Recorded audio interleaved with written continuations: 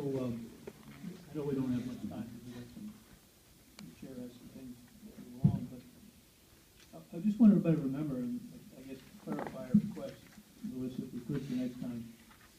When we went to this one-page summary sheet for the active in-construction projects, and there were 15 in this month as of May 21 for this report, there's really a dual-purpose report in the sense that having an eye on and getting a view of what's active in construction for that month. But then secondly, also a way for us to highlight the change order thing. And staff has provided, at our request, my suggestion was the 5% and above change orders.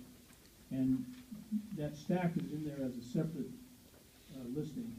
And I'm just wondering if going forward, it would be very helpful, I think, if it was stapled as one set of pages. In other words, the cover sheet followed by, in this case, 5 change order information sheets.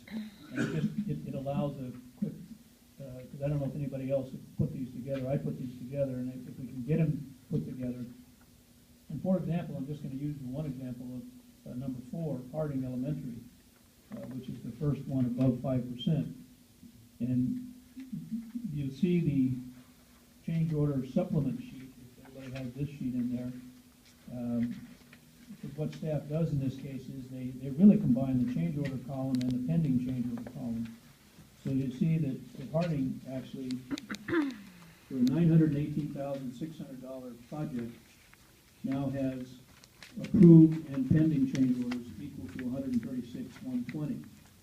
And that's shown on this sheet. And the thing about this sheet, again, we don't have the time now. We can talk about this at the upcoming change order committee. But you can see that all 6 of the change orders have no reason code indicated.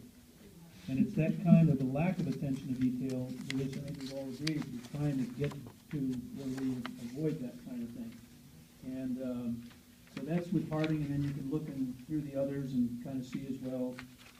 Dover had a credit there, that is a reason 2. Owner-initiated scope change that resulted in a credit, change order being minus.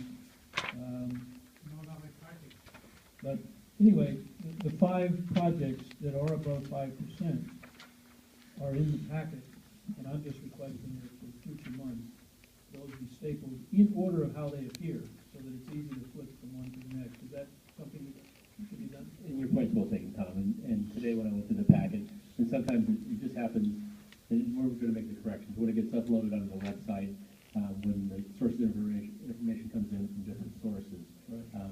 We go ahead and upload, but it just one more step where we have to go through and make sure that we align them so as you go down the list and they correspond. Right. I, like you, did the same thing tonight. I went through and reshuffled mine to make sure they matched right. as we went down the list. At least for the packet that we get at the meeting.